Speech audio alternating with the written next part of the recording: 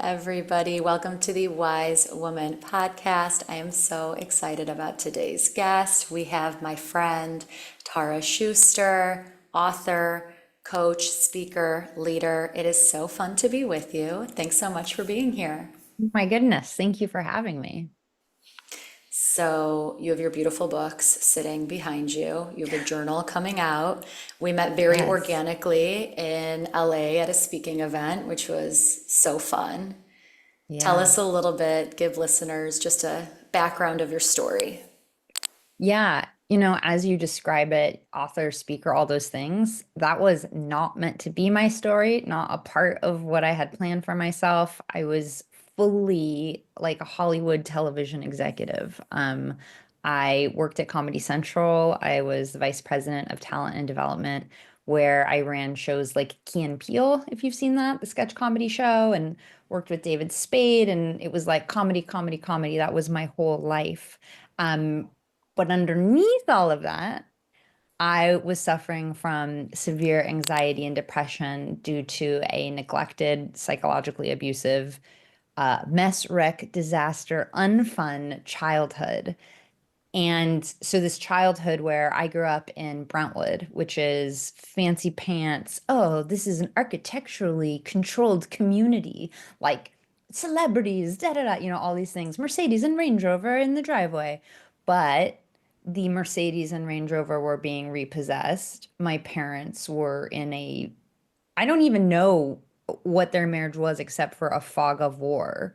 Like a Vietnam style marriage where nobody was sure what victory would mean, but they kind of just slogged it out for 13 years. And recently I talked to my dad about the whole thing, and he said, I was like, that was really hard, my childhood.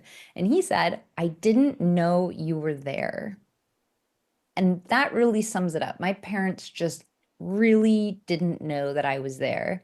And so that caused me to seek external validation, like so many people, hustle for these grades. I'll take all the APs, I'll get into an Ivy League college, and then I'm going to get this fancy status job at Comedy Central. And then I'll prove to everybody that I made it. Like I made it, son. Like here I am. Jordan Peele is shouting me out from the Emmy stage. Um, and it kind of worked, right? Like it got me out of my house, it got me opportunities, it got me a career I really loved, but it did nothing for my soul at all. Whenever I'd get there would immediately disappear. And I hit rock bottom one night when I drunk dialed my therapist, threatening to hurt myself. And I was so blackout drunk that when I was listening to the messages the next day, kind of piecing it together, memento style, I heard my super perma calm Danish therapist. I heard the desperation in her voice trying to find me that night. And in her fear, I got scared for myself, and I realized if I don't save my life, I'm frankly just not going to have a life to live. I was really struggling with suicidal ideation at the time. And I decided that morning, after this rock bottom moment, I got to become my own parent. I got to fill in the holes. I am not the secret daughter of like a magnate who's gonna come rescue me. I have to save myself. And so I did what any good millennial would do when faced with crisis. I started a Google Doc. And just in my Google Doc, I put in every question I had, what are values? What are principles? What are vegetables? Genuinely, what are they? Which one should I be eating? What is quinoa? Like seriously, all these things I had, and I just attacked it like it was a research project, like it was a deck, or like it was a new TV show that I was working on. And I did it for 5 years, reading any memoir I could get my hands on, talking to anybody who would listen to me, including like the personal trainer at the Equinox trying to sell me on classes. Like I just try to get little tidbits because I wasn't paying for that, about hydration. Just literally anyone and anything I tried to sponge up. And at the end of 5 years, I had a 600-page Google Doc, and I felt like a different person. for the first time, I felt stable, content, even joyful every once in a while, and far from wanting to die, which really was my worldview. I was just like, oh my God, I'm awake. I can live now. And so that is now the journey that I've been on is how do we live lives that don't kill us, that aren't grinding us down, but practically, because we need money. We like our jobs. We want to be in the world. So it can't just be, ah, yes, I'm sitting on a cushion and patchouli incense is wafting in the air. Like we can't be that detached, but nor can we be the troll under the bridge who's like, oh my God, if this deck doesn't get done, I'm gonna like freak out. There's got to be an in between. And so my books are all the rituals that I've used to build a life that isn't slowly killing me. I mean, more than I'm already, like it's really just about how do we live? We get this chance. What are we going to do with it? And that's really the journey that I'm on. This is so fun. I love hearing it. I know my audience hears me say this all the time, but it really is this huge mental health obstacle that brings us to our knees where we're questioning everything in our life that brings us to the path. And Oh, yeah. it's Who always the came here darkness. because they Yeah. wanted to. Like, I have hit a couple rock bottoms in my life. And that's where the changes and the growth is because it finally gets to be so painful and you finally get so fed up with your own shit and the way your life's going that you say, now I must change. Now I must grab my agency and now I must change. And so I've been saying to my own, I have like a small coaching business, if you can call it that. It's something I love to do, but what I tell them is like, let's get the most out of our suffering.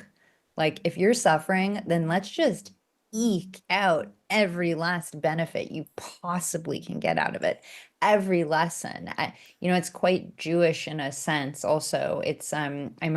My favorite book is Viktor Frankl's Man's Search for Meaning. And it's like, if this is gonna be some darkness, then let's bring out the light. And it's not about toxic positivity. I'm in the California fires. And if anyone says to me, well, the silver lining is, I'm gonna be like, you put that silver lining in your face. Like, leave me alone. I'm not ready for a silver lining.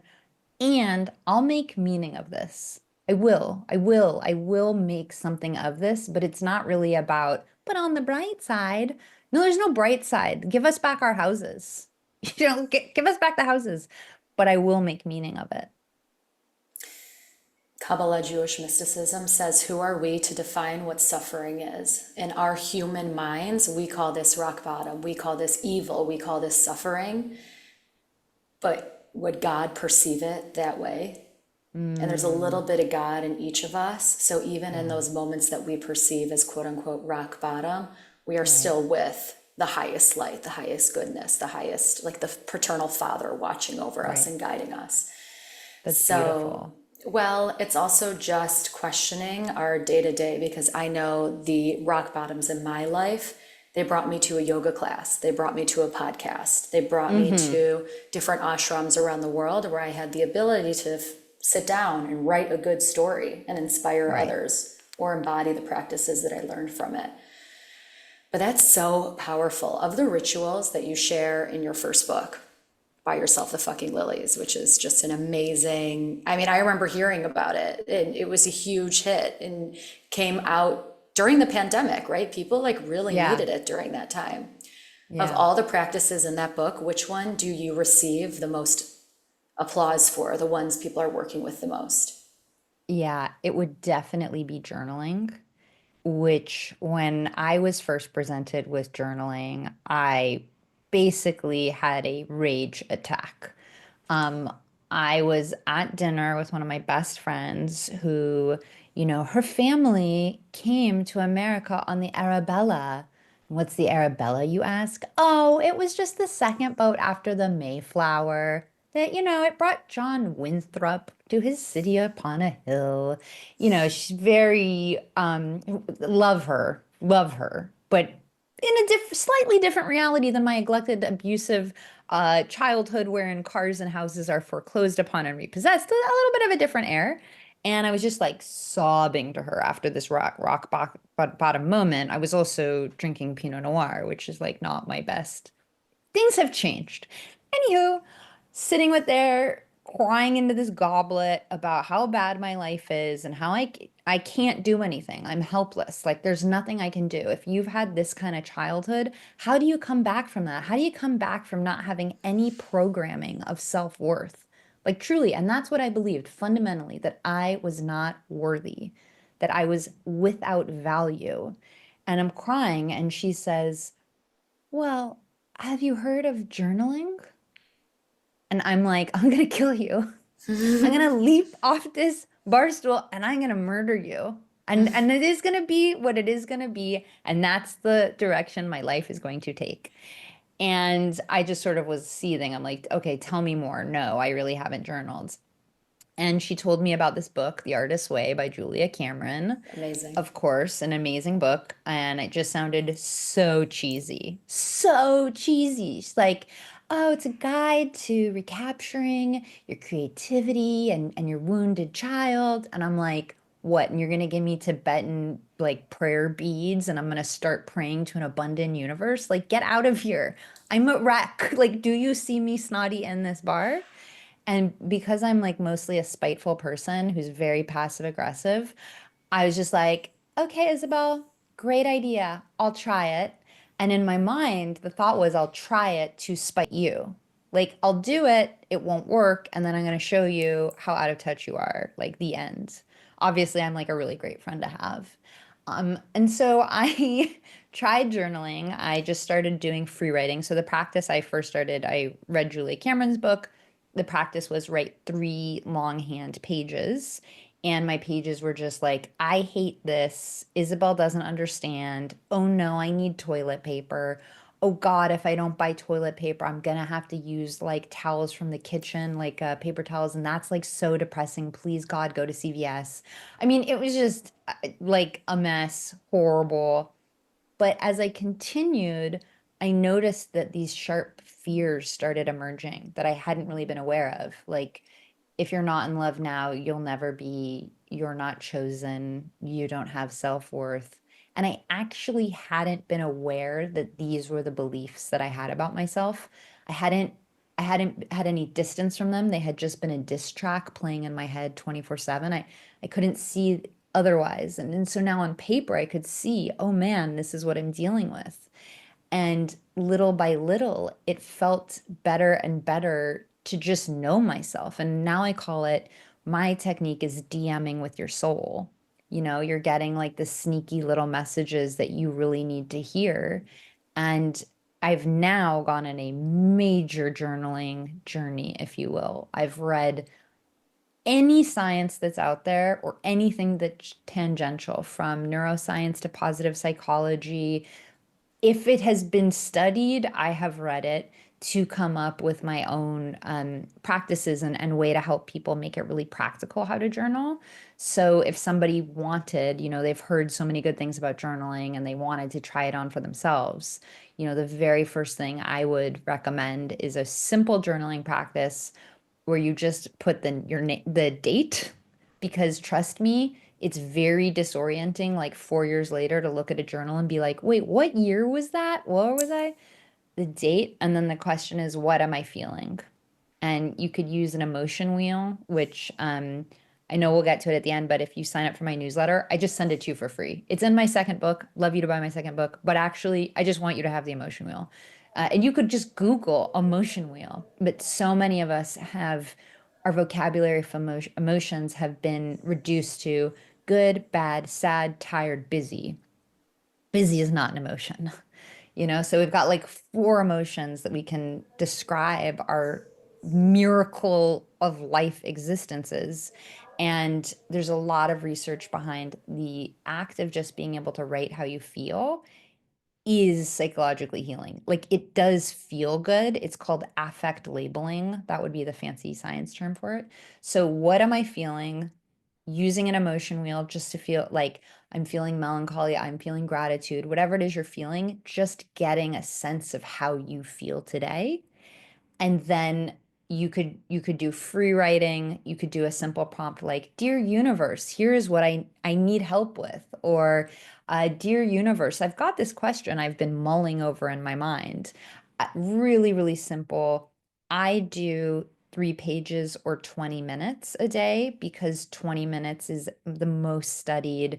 The whole other journaling technique called expressive writing, which is probably the most studied journaling technique, and it's a 20-minute practice. So I just I'm just stealing from a lot of different research to like hack together my own version. But what I've seen is I have seen journaling wildly transform the lives of I have a journaling club, of the people in the club, of my coaching clients, of the hundreds of thousands of people at this point who've read my books. Like, journaling works. And if for only to declare to the universe for 20 minutes that I am worth paying attention to my life. Yeah, if that's all you got from it was, here's 20 minutes for me, hallelujah, amen. You know? I So am worth, journaling. I love how you say I am worth paying attention to in my life. It's also a Freudian model of free association. So typically we think Mm, of free association of laying on the couch and speaking word of mouth to a therapist, mentor, guide, coach, midwife of the soul. But when you want to witness your own unconscious beliefs, your unconscious process, to sit down with a paper and pen and to journal, it's a very healthy Freudian model. I also love journaling. I've journaled my whole life. And there's so many ways to do it. There's scripting, which is manifesting and almost saying, this was the best year of my life. Here's what happened. Before I moved to India, I kept a fear inventory and I would write mm, down every morning all of my fears because I had so many before I moved to India 9, 10 years ago. And then there's also the Dear Diary model, which is, hmm. this is what's going on in my life. And then you can dive in one layer deeper. Bullet journaling, which I think is a really wonderful way to start as well for those note takers. But that's incredible because once you start, and I love Julia Cameron's work as well, once you start writing down what's on your mind, you can slowly shift into your heart and you can kind of see what's going on. And you become an active participant in your own life. This is still a regular Yeah. practice for you? Oh yeah. There are 3 things I do every day that I would never not do to hang on to my stability, which journal as a part of my journaling practice, some kind of gratitude practice, and exercise. And the exercise is fully 100% from my mind. It has nothing to do with anything else other than, and I build my whole life around it. Like, I won't go on a flight if it messes with, like, I either have to be able to work out before my flight or after when I land. It really is the thing that releases my anxiety, brings up my depression, in addition to Wellbutrin. Let me just say, like, I'm not against whatever gets you there is amazing. But for me, what I have found is journaling, gratitude, which is, just a mindset shift. And again, one of these best, so many of this stuff is just studied. Like, that is just a really good, like, if even if you're like, ugh, I hate gratitude, that sounds so cheesy. Cool, cool, cool. Great. But did you know it's like unbelievably studied that this can help you? Like, maybe just believe in it for your own sake. And an exercise practice. Those are the 3 that I would never skimp on. And these are the three things that keep you in Yeah. alignment. Yeah, you don't want to be, well, I wouldn't say alignment. What I would say is stable and functional. I'd say what keeps me in alignment is my values filter, which is a tool that I created for myself just to, it's basically, there's such a mental tax on living. Like, should I go hang out with Erin or should I just lie on the couch? I'd really like to just lie on the couch. And I used to have all of these, like, I'd be running a bunch of narratives in my head and it feels bad, right? Like, even for me, that with that, I mean, to kind of take a more serious note with the LA fires, obviously it's not good what's in the air. No matter what someone tells you, if literally like 10,000 structures burned and there's been no rain, I'm just gonna guess that it's not amazing. Just not amazing. So I had to ask myself, should I stay in LA? Should I go just for, I am single, I don't have a pet, and I don't own my own. I don't own my own home and I have tons of places to stay for free. Should I, even though I don't want to leave LA, all my friends are here, should I just go for a couple weeks, wait till there's some rain? No, I don't want to, blah, blah, it's too hard. But I know my values, and my number one value is health. Health for myself, health for the people around me, showing up in the world in a healthy way, being a source of health. If that's my number one value, I don't even have to think about it. I can just go. And so I keep a little index card on my desk of my top four values, and it's almost like a piece of machinery. And I run any question, should I take on this project or not? If it doesn't hit the values filter, it's easy. It's a no. It's just like, okay, that won't work. I'll find something that will fit within my values. And that has been the biggest hack of all to alignment. Like, I feel like people want to live in alignment and it sounds so hard. And how could you ever do that? It really is as simple of like, what are the four things you value the most? If you're in integrity with that, job done, check, moving on. It doesn't, and that's like all of my work is really what is the most practical way? Like, let's take this big concept like alignment and make it practical AF. I like how you say values filter. I think that's a wonderful way to ground this whole entire conversation. And it's important to pause and ask ourselves what are actually our code of ethics. And this is such a big conversation in the world of emotional intelligence, which I feel like was the biggest thing in 2018 when Dan Goleman wrote the book Emotional Intelligence. And emotional regulation was all about just knowing what you actually value. And the biggest example was, if you value honesty, why do you tell so many white lies? And Yeah. it's something we've like normalized in our culture, which I think is so interesting. Absolutely. Having integrity with self and value is Yeah. so essential. Yeah. The thing that I want to ask you, and my favorite question to ask extremely successful authors, what are your writing rituals? So it sounds like for Mm. your first book, you had this huge Google Doc with so much information that you maybe just organized it, and that's what became By Yourself, the fucking Lilies. Yeah. So I always wanted to be a writer before anything else and had actually gone to like a fancy school for playwriting and honors thesis and worked at the Public Theater in New York, which is like probably the most prestigious theater like in the world. Like I was going to go on this whole other path. But I was really scared because I thought writers are poor, they struggle. I can't struggle anymore. I have no safety net. Nobody, I mean, nobody will help me. I had no parent, no one was going to like um give me a hand, and I had lots of college debt. Um, so I graduated and was just like, I can't do this. I'll die if I'm a writer. And so I took kind of a shadow career, which was Comedy Central. It was close, right? I was like helping artists craft their vision. And my first internship was at The Daily Show. So I was like close to the writers and close to all these things that I loved. But I always kept writing. I never stopped. I would submit to the New Yorker slush pile, you know. And when I got my first piece in, my first piece of satire, that was, I think I made like $300 and it was the best $300 I had ever made in my life. I still remember that feeling. So working on my craft had always been so important to me. I was just too scared. And so when Lilies, I'd written the 600-page Google Doc. I had met an agent. I knew I wanted to write a book. And I said, you know, I like have amazing flings on every vacation I go on. I kind of want to write like a messy, memoir-y, flingy thing. Or I have a 600-page Google document of how I reparented myself from a childhood of neglect and abuse. What do you think? Which one should I write? She was like, the second one, probably. And so I spent, I don't know, 2 years turning that Google Doc. I'm obsessive about quality. I think that's the pleasure. My books, the feedback I get the most is it feels so casual. It feels like you're talking to me. It feels like I'm your friend.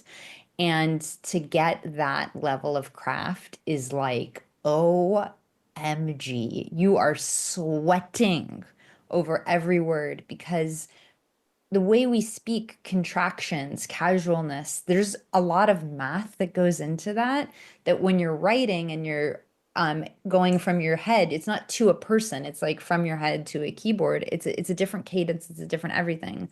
So I think also the reason people really like my audiobooks is because by the time I'm doing the audiobook, I have I have spoken this out loud in some way 40 gajillion times. So my practice is I write every morning for at least an hour before I wake up, before I do anything, to collect a mass amount of pages. I learned that from playwriting. I studied under Paula Vogel. She won the Pulitzer Prize for How I Learned to Drive, and she taught me just get rid of any preciousness. Like that, we just need to blow through. You're a writer, you are going to write a mass volume of BS that sucks, and then we need to throw it all away. And under there, there's probably something good. So that's how I've been trained. So I write a ton, just a lot. And then it's a process of refining, refining, refining, looking for nuggets, refining. Then sometimes I'll find a good nugget and I'll write an essay from two different perspectives. Like it could start this way, but it also could start this way. Here's like two versions of this. Then which one do I think works the best? And sometimes I'll work it into conversations. That's something I do a lot of, that no one has blessedly called me out on yet. I'm always testing material in conversations, like what phrases land, which don't. So my writing process is every single morning, I set a timer for an hour, I write for that hour. And then when I have a project, like let's say a book is due or something, then that could be like a 3 or 4 hour window. And in my first book, it was also I was also vice president of talent development at Comedy Central. So I had a very stressful full-time job. Like we were acting like we were curing cancer. Spoiler, we were not. We were like ascertaining how many dick jokes is too many dick jokes in an episode of TV, you know? The answer is there are not too many. You could do whatever you want. So I really had two full-time jobs, writing the book and that job. I would not recommend, I wouldn't do that again because I don't have to now. But if you want to write something, and if in your heart you're like, I want to write a book, don't wait. Don't wait till you're richer and things calm down and you don't have this job now, this instant. Go find a half an hour and a timer and just go. That is the only difference between people who write books and people who don't. Is the people who write books were just like, by the love of God, I am going to sit my ass down and figure out a half an hour where I can write. So I really, so many people have such amazing stories to tell. And the process of writing is so good for you on a soul level that I highly recommend it. And I think the morning is good for me because I'm my freshest. I've got my brain is my brain, you know? So yeah, that's my practice. Tara, that's so important to hear. I also want to add in, yes, it's having that regular practice. And when I started writing my book, I wrote it in 2.5 months because it was the stories that I've been telling for 10 years. And I Hmm. think that might be true for a lot of first time books. I love how you said that certain phrases you work into day-to-day conversations just to see how Yeah. it lands.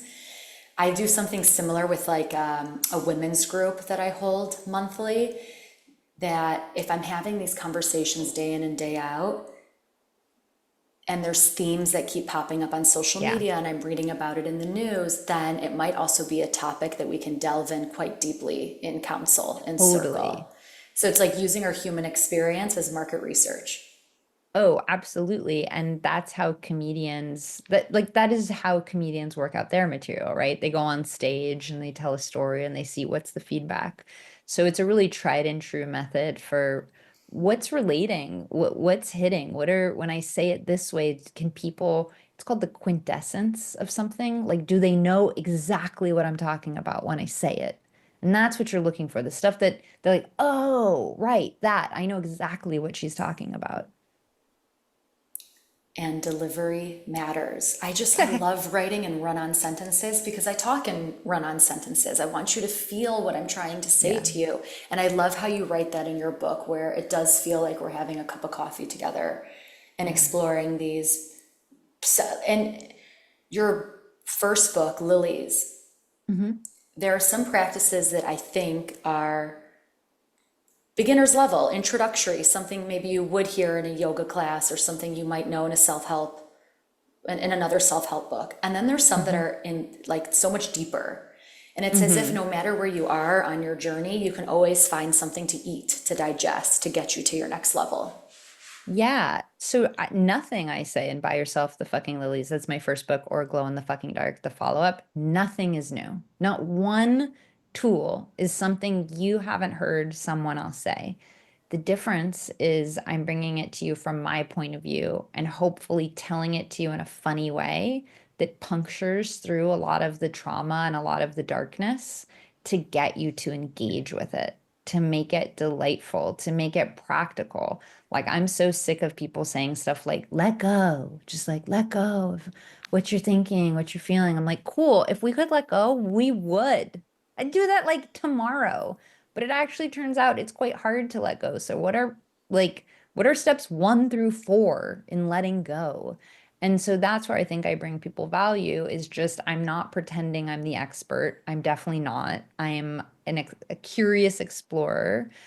I have all these questions. I'm looking for the answers, and I'm hoping to bring people along in a funny, uplifting way, even when we're dealing with some really dark stuff. Because this is not about toxic positivity. It's not like, um, again, I'm not an everything happens for a reason person, but no, however you get through your life, hallelujah, amen, amazing. I'm much more of a things happen, I make the reason. Things happen. I have no control over them. I choose how I react. That's way more my vibe. I'm totally the opposite. I believe Yeah. everything happens for a reason. I love how you say the surrender, let go, because let go and let God can actually be quite triggering for somebody that doesn't have an intimate connection with God. Yeah. There are a lot of reasons why I come at it this way. And what I think is it's so beautiful that people have so many options, of how they get there. But for me, it would have been very hard to accept that not having parents was a part of some plan, right? It was a hard pill to swallow. And so instead, if I take the path of, well, maybe this didn't happen for a reason, but by God, I'm going to make a reason. I'm going to make this into something, and the universe does support me. Like, it didn't do this to me to hurt me. It just did happen. You get to a place that is similar of everything happens for a reason. It's just a different way in. It is a way around the resistance. And so what I love about personal development and this kind of space is that there's room for everyone. There's room for, all kinds of ways to come at a message. And the more healing I do, right, like the more down the path, the more I'm able to trust that the universe does have my back. But I came to it from a place of extreme cynicism. So I'm sort of like, I've come to everything from a place of extreme cynicism and distrust. And so, yeah, I guess what I want to offer is that you can come from that place too and find a contented spiritual life where you do trust that things are going to work out in your favor. And you do trust that, I often think about, well, what if the universe is conspiring for my good, right? Because because I don't naturally come there, I use qualifiers like, what if? I wonder if it's possible that, right? I call it actually affirmation scaffolding. Like, meet me where I'm at. I began at a place of I'm not worthwhile. Nobody cares about me. I have no value. If someone in that pit of despair had said to me, everything happens for a reason, I'd say, well, that was really damaging and insensitive, right? So it's just sort of like, where are you? And what kind of messaging, what will be your hand up and I hope ultimately I am very Jewish, and I believe in God, and I believe that God is compassionate and holding my hand and here with me, and that I'm never alone, and that God is my like third parent basically. So it's really important to me to have different entry points into this work. The beauty of self-help and spirituality is you can take what resonates and leave what doesn't. The truth Totally. about organized religion is there is a very specific story, and yes, there can be the Hasidic interpretation, the Kabbalistic Right. interpretation, the feminine modern movement interpretation. Yet there are many rituals and practices and frameworks that can help us in getting from point A to point B. And that Yeah. is point A of learning to reparent yourself, to point B to being a regulated state, to choosing life, to showing up day in and day out. I love how you integrate and work with this material and make it digestible and relatable to all people. I could totally see how it can be quite triggering and upsetting. I've seen this with my clients in my community as Mm. well, when we tell them everything happens for a reason, and yet there's a purpose for me being in that belief, and there's a purpose for you being in that belief. Yeah. And it always comes from one of the hardest teachings, and I'll never forget this. I had a group coaching program, and there's a Kabbalistic belief, and it's repeated in a lot of organized religions, such as sects of Buddhism, that we choose Mhm. our parents. And there was Oh a yeah. book Hmm. Yeah, by totally. Neil Donald Walsh called Little Soul in the Sun. And it is a children's book. So he wrote the book Mm. Conversations with God. I literally chose my publisher because of the book, Little Mm. Soul in the Sun. And Little Soul in the Sun is a children's book that explains incomparably hard themes of extreme devastation and trauma to Hmm. children, and how Yeah. you are essentially a soul up in heaven, and you kind of look at a soul next to you and you're like, hey, do you want to be like my arch nemesis? Do you want to be my enemy? Right. Hey, do you want to be my mom? Hey, do you want to be my dog? And then we all Yeah. come here and we play around. Yeah. It's again, it's like in our human brains, we can't always comprehend why bad things happen to good people, why we're handed a Yeah. very specific deck. And also, we have divine agency and responsibility, which is what you share Yes. in your books, to bring yourself Exactly. back into a healthy headspace, to bring yourself back into your body. Yeah, you nailed it. That's exactly right. It's that you have agency, that you have a choice, and that you really can do something. Particularly, getting back to one of your first points, which is if you recognize that there is a divine spark in you, that there is something beautiful that can never be traumatized. One of my favorite forms of therapy is internal family systems, which is created by Dr. Richard Schwartz, who actually helped me on my second book. I have my own IFS worksheet that people, I think, get a kick out of because it's like a funny way into it. And I can trick you into feeling self-compassion. That's my party trick. But, in his work, what he shows is that there's nothing in you that wants badness for you. Even your anxiety, your depression, these things that people say, I don't want it. I'm so frustrated with my anxiety. I'm so frustrated with my depression. It has some positive intent for you. There's something it's trying to do to protect you. And I often think about the divinity in each one of us. If there's like a little spark of, and call it God, call it stardust. I mean, we are literally made of stardust, the carbon in our muscles, the iron in our blood, not in an Etsy cute way, in a hard science fact way, come from stardust. So each one of us in our center have that glowing, pure, bright, divine. That is our center, and it's all about moving away the rest of the muck, healing the muck around that so that that part of us can shine. And so I really do believe that each one of us is divine. And if we treated ourselves that way, then we'd necessarily treat other people that way. Because you'd realize, like when I look at you, Erin, something I do quite often is I look at like a little flame within you to remind me that you are me, that your healing is my healing is your healing. And so self-care, when done authentically, like at this level, is always community care because you matter. You matter so fucking much. And if we wanted to change the world to something better, if we can envision something better, I think the very first step is really cleaning up our side of the sidewalk, showing up as a more resourced person who is stable and can cope with what it is to be alive in 2025 and can be a safe harbor to other people. And so I think you're dead on. We all in this kind of work of spiritual growth and wanting to find purpose and meaning, there are a lot of different ways into it. And thank God we have, people like you, Erin, who you use your way in, right? Your point of view. And we're all so grateful for the people who kind of like stand up and show a different way.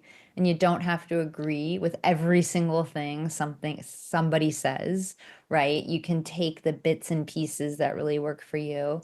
And I call it my spaghetti against the wall method. So both my books are just like ritual, ritual, ritual. Here's a story, here's a ritual, here's a fuck ton of stuff you could do because I don't know you personally. Like, wish I did. What are you doing later? Like, let's get dinner. But until then, here's just a bunch of different stuff. You tell me what resonates with you. Beautiful. It's so true. It's like here's the smorgasbord of all these Yeah. different ways that can help you Yeah. heal, align, grow, whatever you need. It's such Yeah. medicine. It's such a joy to be in your presence and to learn from you and to dive deeper. What is some wisdom that you would love to share with listeners? Mm. Hmm. I knew you were going to ask this question, and I thought to myself, don't come up with an answer. Just let the moment tell you what the answer is. So, what is some wisdom? Assuming this goes viral and is received Assume by everyone around the world. the wisdom is that no matter how lost you've got or how hard things seem, you are made of stardust. You have something within you always that glows, that never cannot be obscured. It just absolutely cannot be. And so to rest easy and assured that there's something really special about you, beautiful about you, and divine about you, and that the healing, the stuff that you need to clear, you have the power and agency to do it. You're not, none of us is trapped. Even when it really feels like we are, unless you are literally in prison or trapped. And even then, we can think of Nelson Mandela, we can think of people who, in the worst possible scenario, still chose to heal, to live their lives, just always coming back to I am made of stardust. I am worthwhile. Nobody ever back talks the stars. Nobody's ever like, the stars didn't get their to-do list done. Like, they suck. The stars didn't sell enough copies of books. Ew. No, we all just agree in a very partisan, highly polarized time. We all kind of just agree that the stars are dope AF. So you, despite whatever you think, you are made of stardust. Ergo, you are dope AF. Ergo, you are dope AF. I love it. Exactly. How can That's the everyone find wisdom. you and work with you? Yeah, so I'm on Instagram, Tara Schuster. My Substack, my newsletter is probably, if you join the newsletter, I'm just like giving you free stuff all the time, talking to you. And that is taraschuster.substack.com. Or if you go to my website, taraschuster/newsletter, or if you just Google Tara Schuster newsletter, you'll get it. And that's where I don't advertise my coaching or anything like that.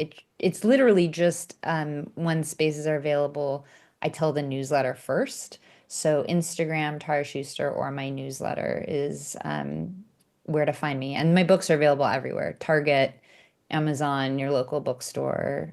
I think they're pretty good, but I'm biased. They're wonderful. They're powerful. Thank They're you. amazing. Thank you so much. Thank you. Thanks for hanging out with us on the Wise Woman podcast. Thank you for having me.